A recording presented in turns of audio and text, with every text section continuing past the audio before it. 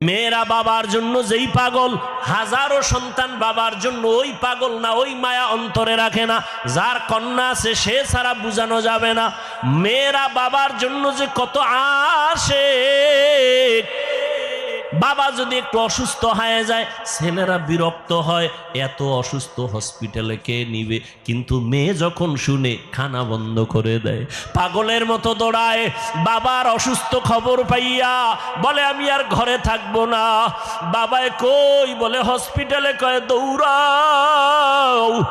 ওই মেয়েটা বাবার কাছে যায়, বাবা এত কষ্ট পাইও না, কাঁদিও না। একটা মেয়ে বাবার জন্য এতটাই ফেদা, এতটাই মায়া মোহাব্বত নিয়ে চলে।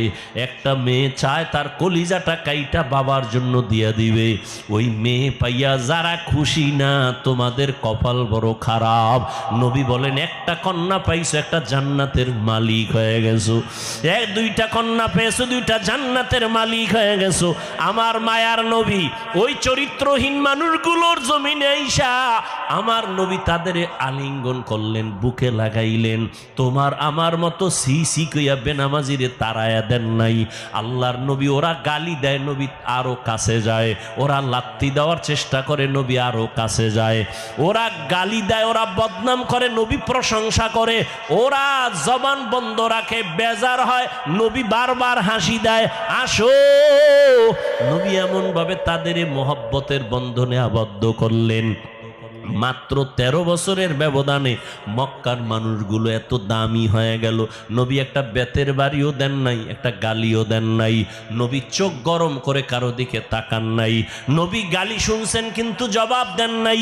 মাত্র 13 বছরের ব্যবধানে এই মক্কার চরিত্রহীন মানুষগুলো এত দামি হয়ে গেল।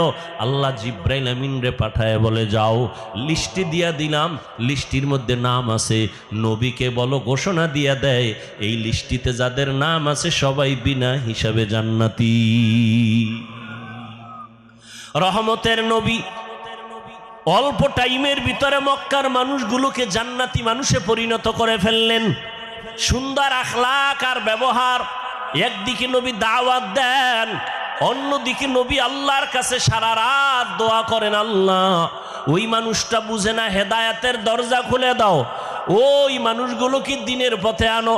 তায়েফের ময়দানে আমার নবীর আদর্শের দিকে তাকাও। তায়েফের ময়দানে ওই কাফের ওরা সবাই নবীজিরে দেখা ছোট ছোট বাচ্চাগুলোরে লেলিয়ে দিল, বলে পাথর মেরে মক্কার এই পাগলটারে তাড়ায়া দাও। মায়ার নবীরে যখন পাথর মারে বৃষ্টির মতো রক্ত